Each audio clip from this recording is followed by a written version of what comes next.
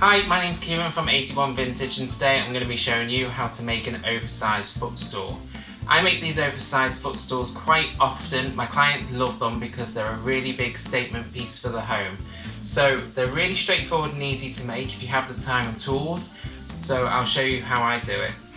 So I make these anytime I have some spare foam left over. So once you've got your foam, you need to cut it to size. I find the easiest way to cut it to size is to use a bread knife. Once you've cut your foam to size, you need a wooden base. So for my wooden base, I just use leftover chipboard. All I've done is cut it to the same size as my foam, and I've drilled 4 holes through for my feet. So you can use any type of feet. Bun feet are quite good, and usually they can come off old cabinets and old wardrobes, and we just paint those and use those just fine. The only other thing that you need to do is to make sure that you round over the edges on your piece of wood. If you don't round them off and you keep them nice and square, then when you pull your fabric taut, there's a good chance it could rip. So make sure you round them off. You don't want to round them too much, so you don't want a really big round over. The corners are always the most difficult piece, and if you round the corners over too much, that's going to really cause you issues when you come to finish it. So once I've done that, I then need to put the piece together. So what I've done, this is the one that I'm going to be working on. I've put some black protective fabric on the base to give it more of a professional feel. It's oversized at the moment because I want to keep it oversized until I come to do the finished measure. I've attached the 4 legs, and then I've cut my foam to size and I've sprayed it onto the chipboard base underneath. I've just used a contact adhesive spray that you can pick up quite cheaply. So now I'm ready to cover my footstool. I've got this really nice designer fabric which has got a vintage and modern feel to it. So I've got a really big piece, and I always work with oversized fabric. I never cut my fabric to size first. I always have a lot of wastage, because if you limit the amount of fabric that you have, normally you come to an end and you find that you've under measured. So I like to work with a lot of fabric, and then I'll cut off the waste afterwards. So what I want to do is get my pattern in position. Okay, so once you've got your fabric in place, what you want to do is you want to turn over your footstool, and you just want to put a staple in place to hold it in place. Then you want to put a couple more, so 3 or 4 on one side, on this side.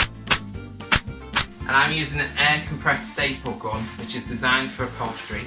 I find it a lot easier, but a handgun will just work just as well. So what I've done is I've flipped over to the other side, so those staples are going to secure the fabric on the other side, and as I pull it taut, my fabric's going to stay in place. So what I want to do is I want to work from the centre out, so I want to pull my fabric quite taut and then put a staple in place where I'm happy. Then what I want to do is pull fabric and flatten it on both sides, and then I just want to work out from that fabric, and I just want to keep pulling the fabric so that I get a nice gradual edge. And you find working on the edge allows you to see that a lot better. So I'm just pulling the fabric and just continuing this rounded over edge all the way along. Here is a very flat edge, a really flat line, and then here it raises up and it goes up, and that's because there's no pull on this fabric to pull it in line. So what I do is I pull it down, and that piece all of a sudden creates this straight line, and I use the staple gun to secure that in place, and then I continue all the way along, and you get this really straight line, and that's what you want. So by working on the edge, you can see that straight line instantly begin to form. And that's how you end up with a really nice looking professional edge, by working on. Then work from the centre staple the edge out of to the the piece other side and make pulling sure that that each side into one is both continuous line. uniform When you and get has to a the nice corners, straight, crisp stop. edge.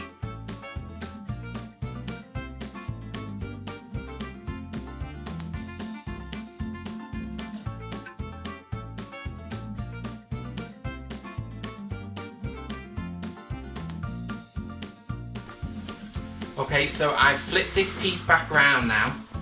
So I'm working on the side that's got the temporary staples, and now I'm just going to curve over this edge. Okay, so I've done both sides now. I've given it a nice curve on both sides. They're both nice and straight, and I'm quite happy with them. So now I need to focus on the ends. So the ends are the most important bit. They're always the bit that everybody struggles with most. So what I need to do now is to do a similar thing where I work from the centre out to the corners. The corners are always the most difficult, so what I do is I just do one single neat fold. So to get a single neat fold, I tuck my fabric down and then my top fabric over, and then I will pull that over to get a nice crisp fold like that. So that's what I tend to do. You can do V-shaped pleats on both sides. You can do it where it layers in one fold at a time, but I don't do that. It's far too complicated, and it normally takes too long because no corner matches another corner really easily.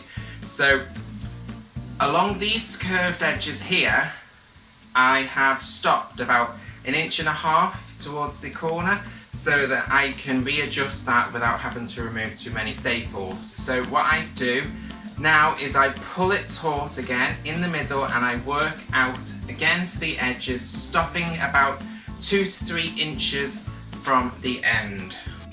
So I've stopped about 4 inches from the end. You have to really plan your corners early in advance. So what I need to do is on this edge, I need to finish this corner. So I'm going to pull it quite taut, but not too taut, and then put a staple in this side to secure that in place. And then I need to work on this corner. So what I need to do is I pull my fabric over and then down, and then I'm going to tuck it under.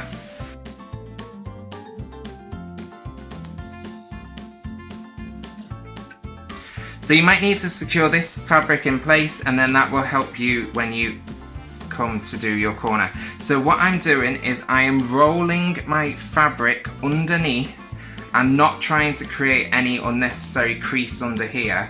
And then that is giving me a nice crisp edge. And I'm going to pull that down and just push that in a little bit. And then that is a really nice join. And then I'm going to secure that in place with staples. So I put staples in the edges.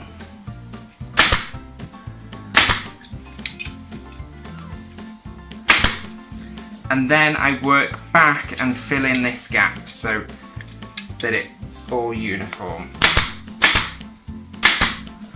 So I've done that one. I'll do the same on each of the 4 corners, and then that's it. I just need to seal in this black cloth underneath. Okay, so I've done all 4 corners. They all look pretty much the same. This technique has been the best technique I have found for doing corners. They take next to no time, and I'm always happy with the results. So feel free to try anything else, but this is what I recommend. So now that I've secured all of my fabric in place, what I need to now do is remove all of this excess. So I've removed all of the excess, and I've also removed some of the excess black fabric now, so that I've only got about 2 inches all the way around. What I need to do now is secure all my staples in place and hide them with this black fabric covering. So what I do is I cut it so that it's about 1 inch or 1.5 inches, maybe 2, and then I turn the fabric over and tuck it under so that the raggedy edge of the black fabric is hidden underneath. So that's the raggedy edge of the black fabric. I then push under this patterned fabric, and then I tuck under that black fabric there. And then I try and keep a continuous border all the way around and staple it down. And you might, on the corners, you might have to remove some of the bulk. And I do all of the straight edges first, and then I come back to the corners. So after about an hour's worth of upholstery, this is now completely finished. The corners are all nicely tucked, the edges are all nice and square, the underside is all secured and has been sealed in with this black fabric as neat as possible, and this is now a really fantastic piece. My clients are going to love this. You can make them at home really easily. To see the other bits and pieces that we make and the other projects that we have, don't forget to subscribe and to head over to our Facebook page at 81 Vintage to see our other stuff.